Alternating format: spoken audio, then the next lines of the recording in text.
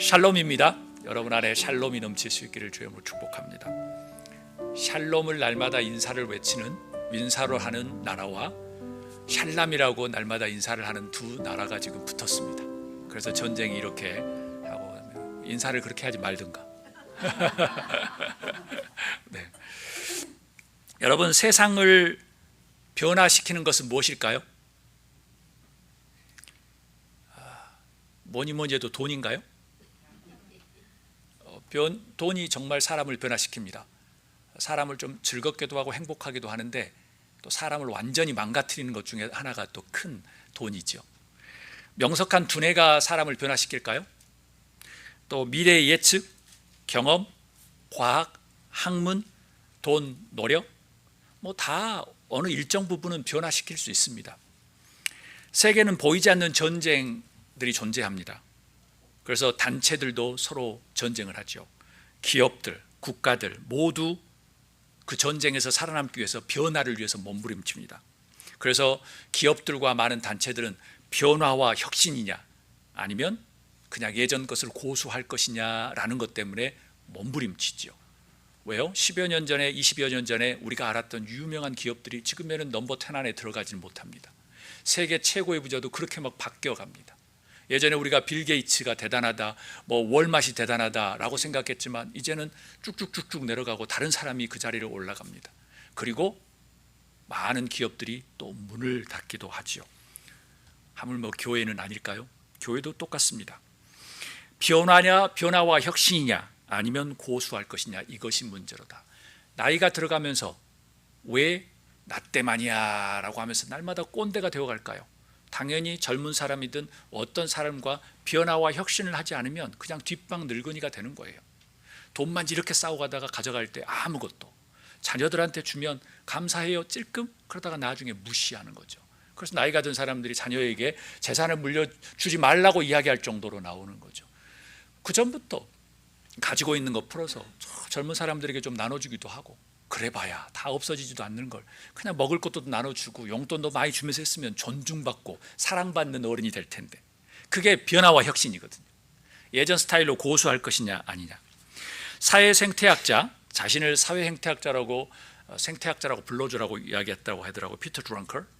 뭐 많은 사람들이 뭐 경영학의 아버지라고 이야기하죠. 그 사람이 이렇게 이야기했어요. 혼란의 시대의 가장 큰 위험은 혼란 그 자체가 아니다, 과거의 논리로 현재를 사는 것이다라고 그러니까 세계 최고의 경영학 리더라고 하는 사람이, 사회생태학자가 이야기하는 혼란이 문제가 아니다, 예전대로 살려고 계속 고집 피우는 것이 문제다라고 이야기하는 거죠. 까닭에 변하지 않으면 죽는다, 먼저 변해야 살아남을 수 있다라고 우리 교회만 이야기하는 것이 아니라 모든 기업은 아주 목숨을 걸면서 이야기를 합니다. 그렇지 않으면 살아남지 못하기 때문에, 자기 밥그릇이 문제가 있으니까 그렇죠. 스탠포드 엔사이클로피디아에 보면, 필로소피에 보면 이런 글이 있어요. Change and Inconstancy, 변화와 비일관성에 대한 글에 보면 이런 게 있어요. 변화의 중요한 요소가 있대요. 그것은 뭐냐면 cause, 원인이래요. time, 때래요. 그리고 motion, 움직임이래요. 그러니까 머릿속에 변화라는 생각을 가지고 있어요. 누구나 다 1월 1일이 시작되면 누구나 다 생각은 가져요. 내가 부부의 삶을 좀 잘 살아봐야지, 내가 올해는 좀 아내 말을 잘 들어봐야지, 남편 말을 잘 들어봐야지, 운동도 좀 해야지, 뭘 해야 되지, 그런 생각은 누구나 다 해요. 그런데 중요한 건 원인이 정확해야 되고 때가 맞아야 되고 움직임이 있어야 된다는 거죠. 그런데 이 변화를 막는 장벽이 있대요. 스탠포드 엔사이클로피디아에서 보면 이야기하는 건 뭐냐면, 변화를 거부하는 게 있대요, 자기 자신 안에. 두 번째는 변화는 하는데 일시적인 변화만 하는데요. 그리고 세 번째는 지속성이 없는 변화와 움직임이라고 이야기해요. 우리가 너무나도 잘 알고 있는 말이죠. 그런데 이걸 학문적으로 이야기하는 거죠. 이런 변화를 막는 원인들은 뭘까? 우리가 쉽게 표현하면 어쩌면 이런 것은 아닐까? 변화하는 것이 두렵진 않을까? 왜요? 제가 가지고 있는 게 편하니까, 그냥 그대로 유지하는 게 편하니까. 세상과 기업뿐만 아니라 여러분 개인도 변화해야 한다고 솔직히 믿으십니까? 아니실 수도 있을 거예요. 목사님, 지금 딱 좋은데 뭘 변화해야 돼? 그래도 여러분은 박수를 받아 마땅합니다. 왜냐하면 교회 리더십이 바뀌었잖아요. 그리고 교회에 또 새로운 성도님들이 아주 많이 나오셔서 또 우리 하나 같잖아요. 그러니까 변화를 지금 여러분은 잘 맞이하고 있는 겁니다. 그렇다면 여러분을 변화시키는 그 원동력은 무엇이어야 될까? 세상이 말하는 돈, 뭐 명석한 두뇌, 위대한 자리, 뭐 이런 것들이 해야 될까? 그건 세상 사람도 다 동일하게 여기죠. 그렇지만 그것은 빛과 그림자가 너무나도 많죠. 오늘 설교 제목을 한번 따라해 보도록 하겠습니다. 사람의 존재가 바뀔 수 있을까? 큰 목소리로 읽습니다. 사람의 존재가 바뀔 수 있을까? 여러분 어떻게 생각하십니까? 혀를 차면서 사람은 고쳐 쓰는 것이 아니야. 3살 버릇이 8가지가 내가 다 봤어 라고 생각할 수 있을 겁니다. 아마 그런 소리가 귀에서 갑자기 쑥 들어왔다가 여기로 나가시나요? 우리 다 함께 7절 말씀을 우리 한 목소리 읽도록 하겠습니다. Let us read verse 7. 이 복음을 위하여 그의 능력이 역사하시는 대로 내게 주신 하나님의 은혜의 선물을 따라 내가 일꾼이 되었노라. 아멘. 성서에서 많은 주인공들이 등장하는데요, 아주 그의 삶이, 그의 인생이 드라마틱하게 바뀐 사람 중에 한 명이 누구냐면 사울이었습니다. 그래서 이름이 바울로 바뀌었죠. 우리가 일상으로 말하는 사도 바울입니다. 우리가 영어 이름으로 폴이죠, 폴. 그랬던 그가 7절에 무엇이라고 이야기하냐면 내가 복음을 전하는 일꾼이 되었다라고 표현합니다. 여러분 다 알고 계시죠? 처음에 이 바울은 이름이 사울이었습니다. 그는 세상에서 악명 높은 사람이었습니다. 여러분 우리가 보기에 악명이었지만 다른 사람이 보기에 무슨 사람이었죠? 아주 능력 있고 잘 나가고, 자기의 딸이 있으면 그 사람하고 결혼시켜야 하고, 자기의 아들이 있었으면, 사울 같은 아들이 있었으면 대통령이 부럽지 않은 엄청난 능력 있고 즐거워하고 재미있고 아침에 밥 안 먹어도 막 그냥 웃음이 나올 만한 사람이었죠. 그런데 성서는 악명 높은 사람이라고 적습니다. 그리고 영원히 그는 악명으로 떠나갔습니다. 사람은 보기에 따라 아주 틀립니다. 여러분이 보고 있는 것이 전부 아닐 수도 있다는 제가 말씀을 드리는 겁니다. 중요합니다. 우리가 지금 생각하는 게 엄청나게 대단한 것처럼 보이지만 다르게 눈으로 보면 아주 별것이 아닌 최악의 상황일 수도 있다는 면을, 분명히 사울은 최고의 잘 나가는 사람이 있었지만 성서는 그가 잘 나갔다고 표현하지 않습니다. 악명 높았다고 말합니다. 권력의 맛에 아주 눈이 어두운 사람이었습니다. 그 맛을 안 사람이었어요. 그랬던 그가 뭐라고 7절에 이야기하나요? 이제 나는 복음을 전하는 사람이 되었습니다 라고 말합니다. 그런 변화가 가능할까요? 사울은 본래 이스라엘이 아닌 어디냐면 지금 터키 트루기의 다하소라는 곳에 태어났습니다. 말하자면 우리와 같은 고향을 떠나 디아스포라, 이방인처럼 살아갔던 사람이에요. 그는 공부를 아주 잘했습니다. 너무나도 공부를 잘해서 더 큰 도시로 가지 않고 그 가족의 신앙에 따라서 예루살렘으로 가서 공부를 시킵니다. 그리고 그 예루살렘에서 유명한 학파였던 가말리엘 학파에서 공부를 하게 됩니다. 아마도 그는 지금도 유럽에 사는 사람들은 뭐 조금 열심히 하는 사람들은 언어를 4-5개를 하는데 그때 당시는 뭐 로마 시대였기 때문에 언어를 많이 할 수 있었겠지요. 다양한 언어를 했을 겁니다. 이태리어, 뭐 그리스어, 히브리어, 헬라어에 아주 능통한 사람이었습니다. 성적도 너무나도 좋았습니다. 그리고 야망도 있었습니다. 꿈도 있었습니다. 배포도 있었습니다. 그래서 유대 지도층들이 사울을 딱 보고 이 녀석을 우리의 도구로 삼아야 되겠다 해서 최고의 자리로 올립니다. 그래서일까요? 그는 예수님을 믿는 그리스도인들을 잡아서 감옥에 가두고 처형하는 엄청난 권력을 갖는 사람이 되었습니다. 날아가는 새도 떨어뜨리는 그런 권력은 다른 나라에 비해서, 미국에 비해서 한국에 아주 많았습니다. 왜요? 한국은 독재의 나라였으니까. 그리고 일제시대였으니까. 무슨 말씀인지 아시죠? 남의 나라에 등붙어서 사는 사람들이 많았기 때문에 거기만 잘 붙으면 막 날아가는 새도 떨어뜨렸습니다. 미국은 다 유인데 뭐 무슨 새를 떨어뜨려요? 뭐 편하게 지내는 편에 강하니까. 날아가는 새도 떨어뜨리는 엄청난 사람이 있었어요. 숱한 초대교회 성도들을 처형하고 죽이는데 1등 공신이었습니다. 기고만장하던 사울에게 이상한 괴상한 소문이 들리기 시작했습니다. 무슨 소문일까요? 사울이 사라졌다네. 사울이 광야로 갔다네. 말에서 떨어져서 정신이 획가닥했다네. 예수쟁이에게 꼬드김을 당했다네. 어떤 이는 이렇게 말합니다. 사울이 결국 죽었다네. 바울은 마치 신출귀몰한 인물이 되었습니다. 이스라엘의 지도층들에게는 어떤 사람이 되었냐면, 그때 당시 최고의 악명 높고 잘 나가는 사람이 이제 이스라엘의 지도층에게는 지명수배자가 되었습니다. 초대교회 사람들에게는 어떻게 됐죠? 악명 높이 자기를 죽이는 사람이었는데 초대교회 사람들은 이제 보호할 대상이 되었습니다. 그는 아주 드라마틱한 인생을 살고 있습니다. 사악하기 그지없던 사울이 어떻게 변화되었을까요? 어느 누가 그가 그렇게 바뀔 것이라고 예언했겠습니까? 너무나도 잘 나가는 최고의 정점의 사람이 그렇게 바뀌어야 되겠습니까? 우리 7절 말씀을 새번역 성경으로 읽도록 하겠습니다. 나는 이 복음을 섬기는 일꾼이 되었습니다. 내가 이렇게 된 것은 하나님께서 그분의 능력이 작용하는 대로 나에게 주신 그분의 은혜의 선물을 따르는 것입니다. 아멘. 아멘. 쉽게 들어오시죠? 이 말씀을 통해서 우리가 이런 감동을 받습니다. 우리 한 목소리로 읽겠습니다. 하나님의 헤세드, 은혜는 변화를 위한 선물이다라는 거예요. God's grace is a gift for change. God's 헤세드는 우리를 변화시키는 그런 하나님의 놀라운 선물입니다. 바울은 내가 이렇게 된 것은, 이렇게 된 거 뭐죠? 엄청난 능력의 사람이, 최고의 권력을 갖는 사람이 이제 복음을 전하고 있는, 이렇게 된 것은 누구요? 돈의 능력이나 공부의 능력이 아니라 그분의 은혜의 선물, 하나님의 헤세드, 하나님의 기프트라고 표현한 겁니다. 그래서 그는 에베소서 2장 8절에 이렇게까지 표현합니다. 이것은 여러분에게서 난 것이 아니요 하나님의 선물이라고 표현해요. 이것은 사람에게서 난 것이 아니라 하나님의 선물이다. It is not your result of your own effort, but God's gift라고 표현해요. 그는 온전히 하나님의 은혜의 선물이라고 주장합니다. 하나님의 은혜의 선물로 사울의 인생, 그 사울의 존재가 통째로 바뀌었습니다. 어떻게 바뀌었죠? 이제 어떻게 하면 죽여가지고 내가 더 돈을 많이 벌고 더 능력을 얻을 것인가?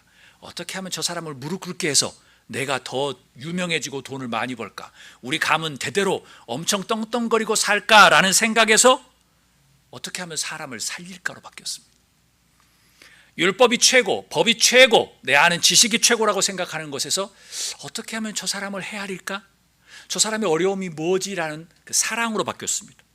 그리고 권력과 성공이 최고라고 생각했는데 어떻게 하면 저기에 우울하고 힘들어하는 저 사람, 고생하는 사람들을 살릴 것인가? 복음으로 바뀌었습니다. 화려한 예루살렘 대도시에서 대단한 것을 위해서 추구했던 사람인데 이제 척박한 먼지 널리는 그런 광야로 갔습니다. 화려한 성전에서 목소리만 키우면서 앞에 섰던 사람이 이제 가정교회, 교회를 개척하기 시작했습니다. 이것보다 더 큰 변화가 어디 있겠습니까? 바울의 변화는 경영학에서 말하는 변화와 혁신을 훌쩍 뛰어넘는 겁니다.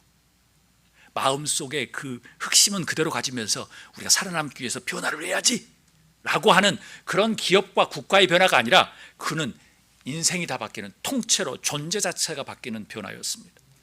말하자면 그가 가지고 있는 철학과 그가 가지고 있는 가치와 그가 가지고 있는 인생과 그가 가지고 있는 목적과 이념이 모두 바뀌었다는 거예요. 이렇게 비유하면 어떨까요? 그의 몸속에 있는 피, 감정을 느끼는 그 호르몬, 모든 것까지도 바뀌었다는 것입니다. 그는 이렇게 고백합니다. 우리 갈라디아서 2장 20절, 우리 많이 알고 암송하고 있죠? 우리 한번 읽어보도록 하겠습니다. 내가 그리스도와 함께 십자가에 못 박혔나니 그런즉 이제는 내가 산 것이 아니요 오직 내 안에 그리스도께서 사시는 것이라. 이제 내가 육체 가운데 사는 것은 나를 사랑하사 나를 위하여 자기 자신을 버리신 하나님의 아들을 믿는 믿음 안에 사는 것이라. So that it is no longer I who live, but it is Christ who lives in me. This life that I live now, I live by faith in the Son of God who lived me and gave his life for me. 어떤 사람이 한 마리의 어린 독수리를 만났습니다. 어미를 잃고 쩔뚝쩔뚝 거리는 방어태세가 없는 독수리를 데리고 왔습니다. 데려와서 마땅히 데려갈 데가 없지요. 그래서 닭과 오리가 있는 우리에 넣었습니다. 처음에는 어색하더니 조금 지나니까 닭과 오리하고 너무나도 잘 지내는 겁니다. 그런데 문제가 발생합니다. 이 녀석이 날개가 엄청나게 커지잖아요. 저희 집에 지금 한 명의 우리 강아지가 왔는데 이제 6개월째가 되는데 이만큼 커가지고 들을 수 없을 정도로 커졌습니다. 이런 거예요. 막 3m 정도 되는 독수리가 이제 커지는 겁니다. 날마다 놉니다. 왜 그럴까요? 문제가 생긴 겁니다. 문제가 생겨요. 계속 다가고 오리만 놀아요. 그래서 밖에 좀 자연으로 방사하려고 데려갔는데 얘가 뚜루루 다시 계속 그냥 닭과 오리가 있는 곳에 들어옵니다. 문제가 무엇이었죠? 이 독수리의 심장과 독수리의 안 속의 피에 이 정신에 오로지 닭과 오리의 정신이 있었던 거예요. 나는 닭이구나, 나는 오리구나, 꽥꽥 꼬꼬꼬 하고 살았던 겁니다. 그래서 주인은 이제 결단을 합니다. 닭장을 박차고 나가서 높은 산의 절벽에 올라갑니다. 그리고 그 녀석을 밀어 제끼죠. 그때 애가 그 3m의 넓은 그 아주 넓고 긴 날개를 휘날리며 날아갑니다. 여러분, 변화를 꿈꾸십니까? 그렇다면 변화를 가로막는 것이 무엇일까요? 혹여 두려움입니까? 혹여 현실에 안주하는 생각은 아닐까요? 이쯤 됐어, 다 그렇게 사는데 뭐 이 정도까지 뭐 해야 되나? 이런 거 누가 알아줘? 대강 살아, 대강 살아. 이제 편안한데 뭘 해? 이런 현실 안주는 전혀 변화를 경험할 수 없습니다. 이미 정신과 그 다음에 모든 피와 모든 심장이 닭과 오리로 살아가고 있기 때문에 자신은 엄청나게 세계를 정말 날 수 있는 100km를 날아갈 수 있는 알바트로스고, 그 다음에 대륙을 지나고 저 시베리아까지 올라가는 학이고, 자기는 독수리인데 정신과 삶은 오로지 그냥 닭과 오리에 머물고 있는 거예요. 교회 그것이야. 싸움해봐야 뭐 사람 사는 게 다 똑같지. 날마다 그렇게 사는 거예요. 하나님은 이미 우리에게 알바트로스처럼 한번 날개를 휘저으면 100km로 갈 만큼, 대륙을 넘어서 열몇 시간을 날아서 한 번 멈췄다가 새만금에 멈춰서 또 10시간 그 다음에 몇 일을 걸쳐서 시베리아를 가는 그 엄청난 그런 철새들인데, 우리는 날마다 닭과 오리로 살아간다는 거죠. 사랑하는 여러분, 하나님의 은혜는 인간의 생각과 삶과 심장과 피를 변화시키고 혁신시킵니다. 아멘. 하나님의 은혜를 체험하고 그 안에 잠기면 새로운 세상이 열립니다. 바라보는 눈이 틀려집니다. 변화와 혁신의 주인공이 됩니다. 바라보는 눈과 생각하는 그런 프레임워크가 틀리면 여러분의 단어가 달라집니다. 주일마다 사람들하고 이야기하면 왜 쓰는 단어들이 1년이 지나도 똑같을까? 변하지 않는 그 단어들, 너무나도 대단히 존경스러워야 되나, 이걸 슬퍼해야 되나? 우리의 생각이 변화되면, 프레임워크가 변화되면 우리의 단어가 달라집니다. 어떻게 하면 사람을 헐벗길까가 아니라 어떻게 하면 저 사람을 헤아릴까? 지구 반대편의 일을 보면서 어떻게 하면 저 지구 반대편을 위해서 내가 뭘 하나로 할 수 있을까라는 생각이 달라지는 거예요. 바울의 나는 더 이상 내가 아니다, 이제 내 안에 그리스도께서 사는 것이다 라는 고백이 여러분의 신앙이 될 수 있기를 주님으로 축복합니다. 하나님의 헤세드, 하나님의 은혜는 여러분을 위한 변화의 선물입니다. 변화의 선물이에요. 우리 다 함께 우리 8절 말씀, 9절 말씀 한 목소리로 읽겠습니다.